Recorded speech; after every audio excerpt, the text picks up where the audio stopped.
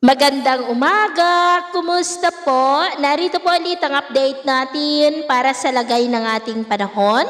Ngayong umaga po ng August 13, 2026. Sa ngayon po ay habagat pa rin ang weather system na umiiral ngayon dito sa ating bansa, lalo sa kanluran, na hinahatak po ng dating LPA na nabuo malapit sa Philippine Sea at ngayon nga ay sarang bagyo at tinawag na sa international name na Nangka. Hindi naman po iyan banta sa ating bansa maliban po sa nahahatak nito ang habagat. Maliban po kay Bagyong Nangka ay may apat pa na sama ng panahon na nasa karagatan dito sa West Pacific. Pero ang tatlong ito ay hindi naman po banta sa ating bansa. Ngunit ang LPA na tinawag po na Invest 90W na nasa malayong silangan ay hindi po inaalis ang posibilidad na magiging bantayan lalo na at nasa layo ngayon ng 3,990 km east ng Mindanao.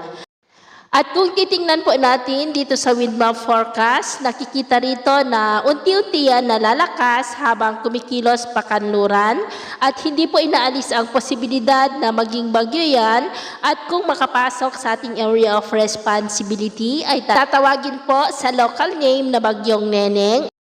At ito naman po ang pinapakita ng forecast model na ating ginagamit hanggang po sa susunod na 2 linggo. At sa lagay ng ating panahon, ngayong madaling araw ay maayos naman ang panahon sa malaking bahagi ng bansa, pero may mga tsansa ng isolated rains dulot ng habagat lalo na sa coastal areas ng Zambales, Bataan, ilang bahagi ng Metro Manila, Occidental Mindoro at ilang bahagi ng southern part ng Iloilo.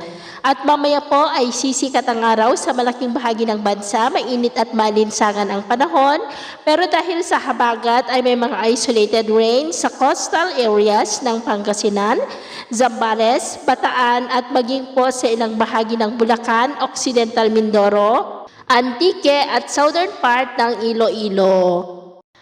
At mamayang hapon po, mas maraming lugar ulit ang makakaranas ng maulap na kalangitan with isolated rains, lalo na po dito sa Luzon, kaya mag-ingat pa rin tayo sa mga banta ng mga pagbaha at pagguho ng lupa.